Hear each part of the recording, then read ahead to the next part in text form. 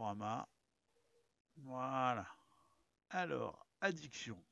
Si je prends la définition du dictionnaire Larousse, c'est le processus de dépendance plus ou moins aliénant à des toxiques ou à des comportements. Donc euh, c'est le moment où on est le plus fragile, où ça arrive, c'est pendant l'adolescence, parce que vous êtes en mal-être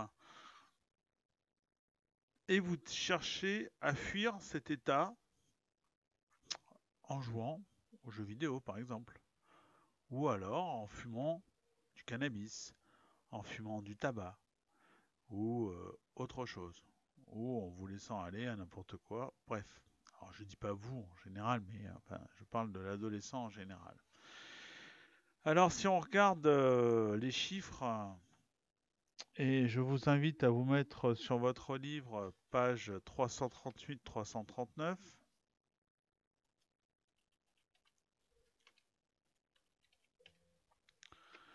pour voir un petit peu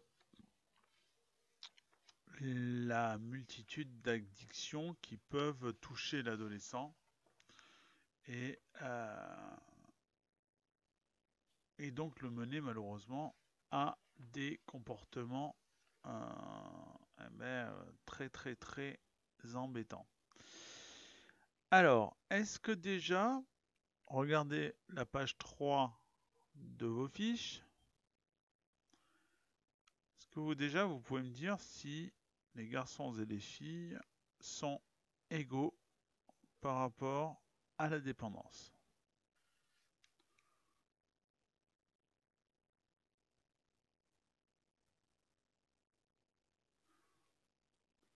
Clément? Ben, on voit que les filles sont moins dépendantes. Oui, tout à fait. Il n'y a que 3% des filles qui ont un problème de dépendance. D'accord? Alors, quelle est la dépendance principale chez, euh, chez les adolescents? Toujours d'après la page 3. Oui, Camille, vas-y. Alors, tu nous dis le cannabis. Oui, mais c'est pas la bonne réponse.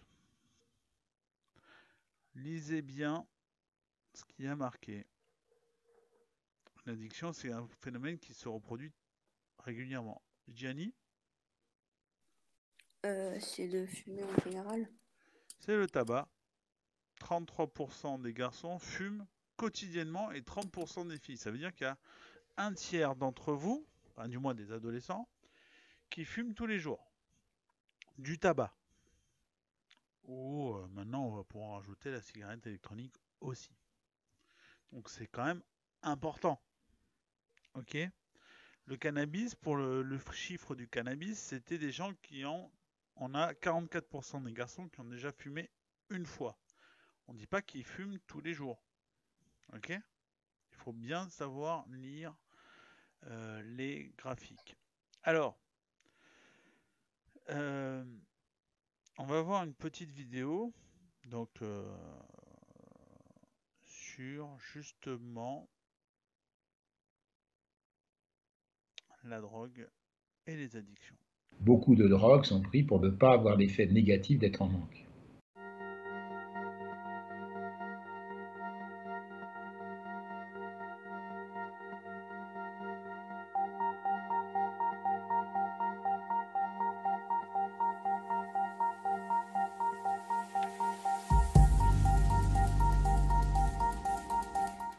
Bah, pour être simple, l'addiction, c'est de ne plus avoir la liberté d'un comportement et notamment d'une consommation de substances, malgré le fait qu'il y ait des répercussions, qui sont à la fois physiques, la maladie, mais aussi sociales, économiques et plus personnelles.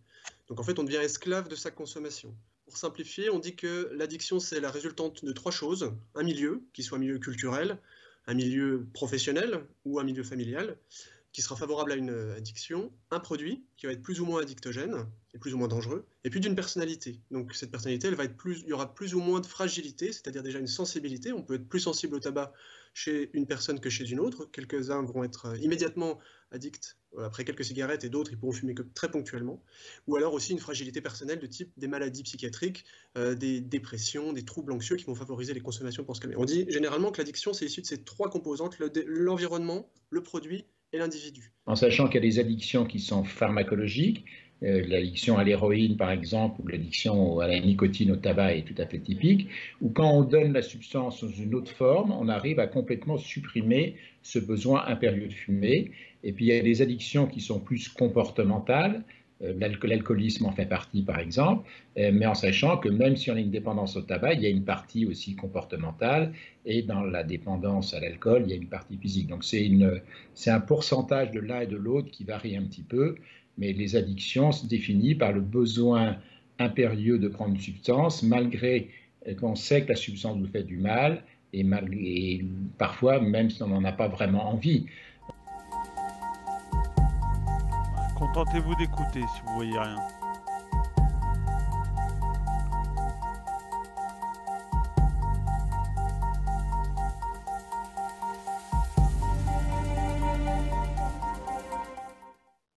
Bien. Alors, qu'est-ce qu'on peut retenir de cette vidéo? Qu'en fait, on a des addictions qui sont plus du côté du tabac, mais pas que, en fait. Enfin, il y en a plusieurs. Alors, on peut distinguer combien de... Il l'a dit, le professeur, il y a des addictions qui sont du point de vue de quoi et d'autres qui sont du point de vue de quoi. Camille, vas-y, essaye. Oui, ok. Alors, il y a deux... Fondamentalement, vous avez vu, il y a deux types de dépendance. La dépendance par les produits. En gros, la nicotine vous rend dépendant ou dépendante. Et puis il y a les addictions comportementales. C'est-à-dire que on se dit, on associe l'utilisation de cannabis ou d'autres drogues ou quoi que ce soit à l'idée qu'on se sent bien. Sauf que c'est un cercle vicieux. Finalement, on se sent bien, mais on en reprend, etc. Et au fur et à mesure, ça nous tue à petit feu. Alors, question. Pourquoi peut-on dire que l'adolescence, c'est une période où le risque de devenir dépendant est-il élevé? Je pense que Camille a une partie de la réponse. Parce que adolescent, on veut tester des nouvelles choses et du coup, on peut se laisser tenter par le cannabis, le tabac et tout.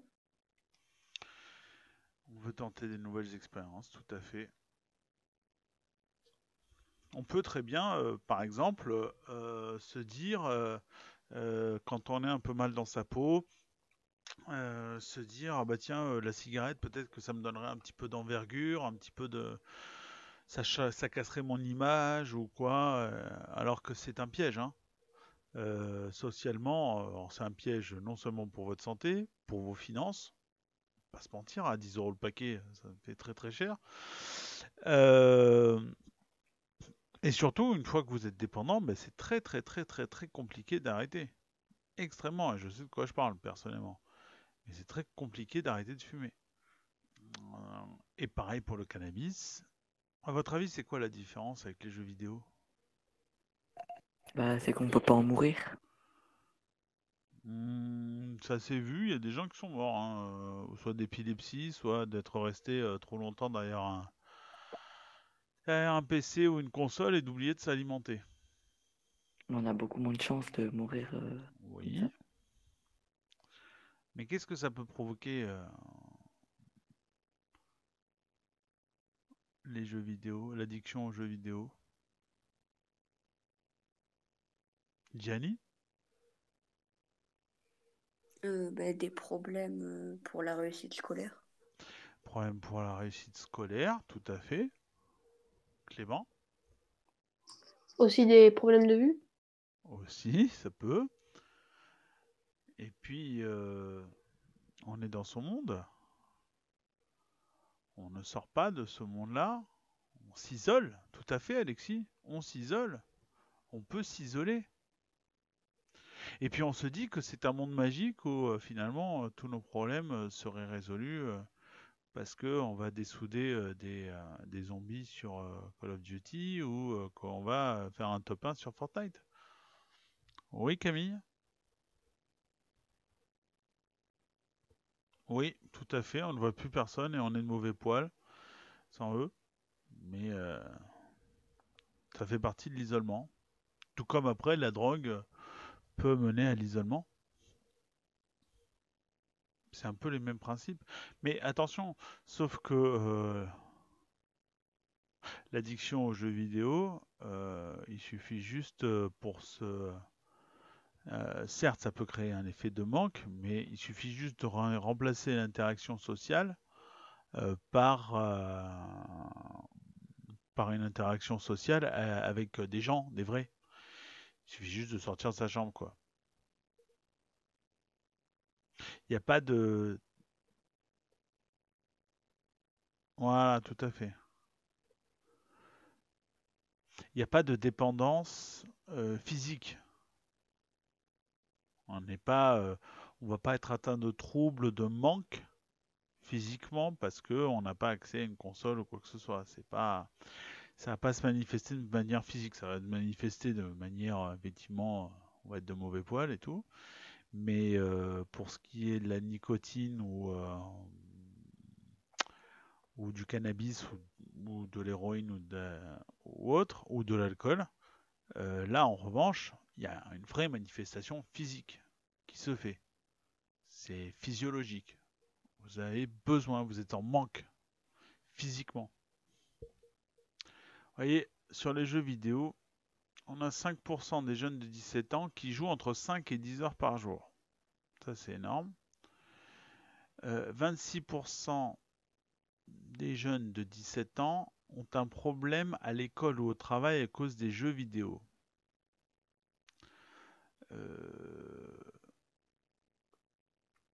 Alors,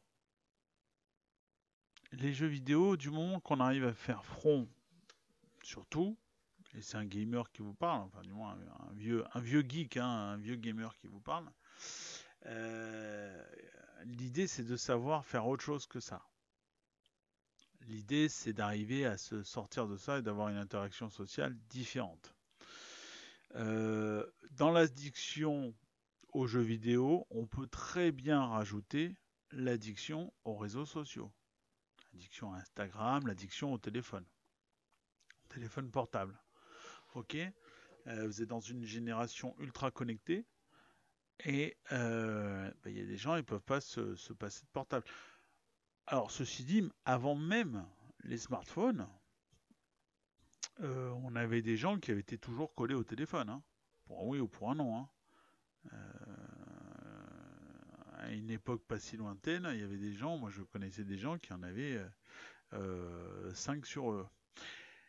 Oui, bien sûr. Clément, il y a des enfants qui se sont suicidés à cause des réseaux sociaux. Donc il faut faire très très très très attention à ce qu'on publie, à ce que l'on fait, à ce que l'on détourne, à ce que l'on croit sur les réseaux sociaux. Quand on fera un petit peu de décryptage aussi des fake news ou quoi, on verra que ça peut aller très loin. Oui, effectivement, il y a eu des jeux, des chaînes sur Facebook, sur Insta, sur Snap, etc. où à la fin il fallait se suicider pour faire le game.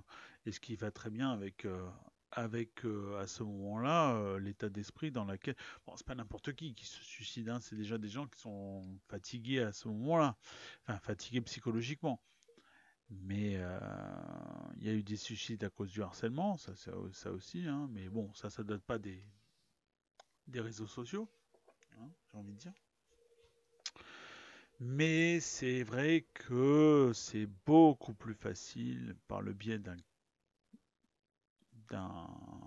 clavier, enfin, ou du moins pas d'un clavier, mais d'un téléphone, de se lâcher et de dire, d'oublier qu'on a une personne en face. On pense que ça a aucune importance, alors que si, Ça a une importance. Et oui, les réseaux sociaux, ce n'est pas votre vie. D'accord? Et il y a des gens qui en payent les prix. D'accord? De cette trop grande légèreté sur les réseaux sociaux. Alors, la prévention des addictions. Alors, voilà ce que vous allez faire. Vous allez lire le texte page 4.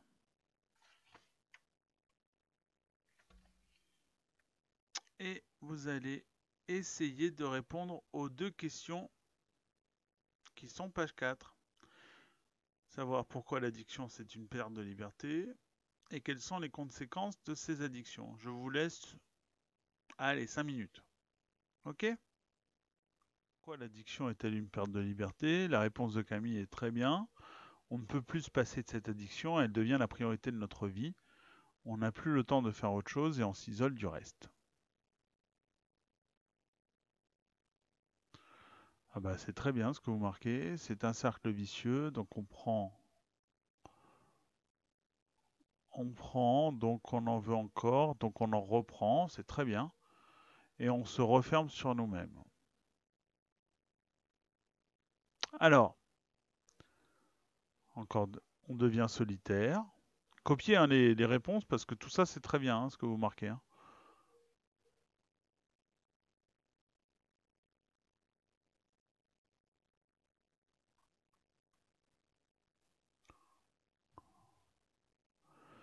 Alors, je vais juste lire un petit peu le texte sur la prévention des addictions. Donc, c'est la présidente de la mission interministérielle de lutte contre les drogues et contre les conduites addictives qui dit ceci. La prévention demeure la réponse incontournable face au développement des conduites addictives. Et son premier niveau, c'est l'application de la loi. Donc, la première des préventions, c'est juste d'appliquer la loi. Par exemple, il y a une loi qui interdit la vente d'alcool et de tabac aux mineurs. Il faut qu'elle soit appliquée. Et tout le monde doit s'impliquer pour y remédier. Prévenir, c'est aussi repérer le plus en amont les consommations des jeunes pour intervenir précocement. Les professionnels en contact avec les jeunes doivent être en capacité de repérer très tôt les conduites addictives des jeunes. Donc, par exemple, un prof doit pouvoir aussi dire que, tiens, lui, il fait ci, il fait ça, et gna gna. Afin de les orienter vers des structures adaptées que sont les consultations de jeunes consommateurs, elles sont anonymes et gratuites. À l'école, une information sera donnée aux parents sur les actions prévues. Voilà comment on peut prévenir les addictions. Ok? Est-ce que c'est bon pour tout le monde? D'ailleurs, normalement,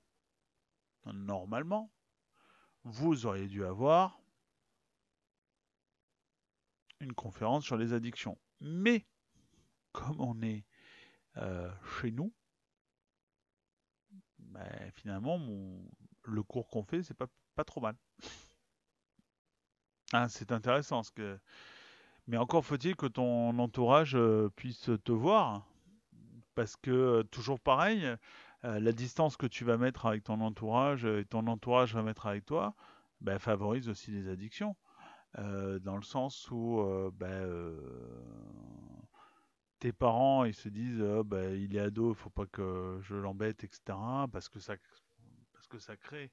Et des fois, t'as des parents qui ont envie de baisser les bras. Et c'est dommage, mais malheureusement, c'est comme ça. Alors, on va juste lire ce que dit la loi sur la prévention des addictions. Et vous allez pouvoir répondre aux questions quand je vous ai lu le premier.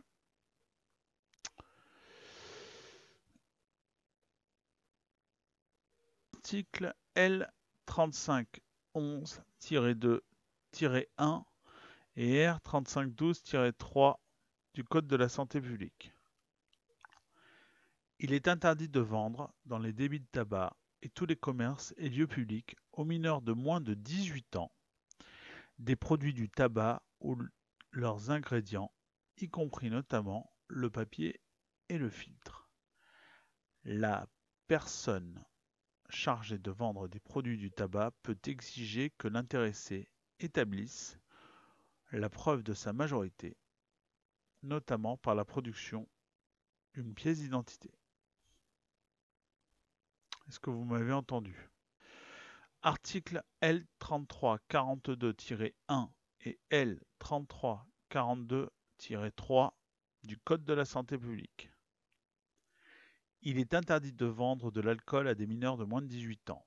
La personne qui délivre la boisson peut exiger du client une preuve de sa majorité, notamment par la production d'une pièce d'identité.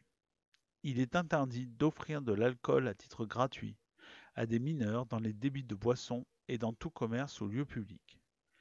Il est interdit de recevoir dans des débits de boissons alcooliques des mineurs de moins de 16 ans qui ne sont pas accompagnés de l'un de leurs parents ou d'un majeur responsable.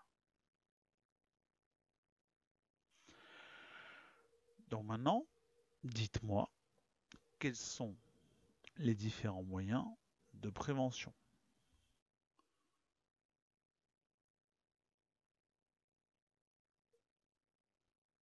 Oui. Donc on s'appuie sur quoi pour faire ça?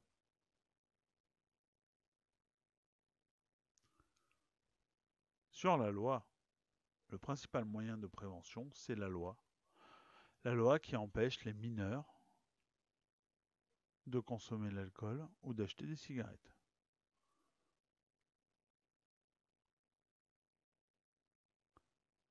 Et je vous rappelle que la loi interdit la consommation de cannabis, la vente, la revente et la consommation de cannabis. À l'adolescence, on devient de plus en plus autonome. On veut se détacher de ses parents ou se démarquer d'eux, ce qui amène parfois à des conflits. On a envie de tester de nouvelles choses et d'agir comme on le souhaite. Mais en même temps, on peut se sentir perdu face à ce nouveau corps et avoir peur d'affronter les autres ou leur regard. Dès lors, on peut se laisser tenter à tester des choses qui vont laisser croire que l'on peut s'échapper, comme la drogue, ou alors se réfugier dans un monde virtuel où on est meilleur, comme dans les jeux vidéo, ou alors croire que l'on va être plus fort ou respecté en fumant des cigarettes. Mais ces addictions ne servent pas finalement à se sentir mieux. Pire, elles nous privent de la liberté de rencontrer des gens, de vivre en bonne santé, ou pire encore, elles nous poussent à nous mettre en danger. Est-ce que tout le monde a compris? Est-ce qu'il n'y a rien qui vous... Est-ce que tout va bien dans ce que je viens de dire et dans ce qui est affiché? Bien, eh ben je vous dis à lundi les enfants. Portez-vous bien, faites attention à vous.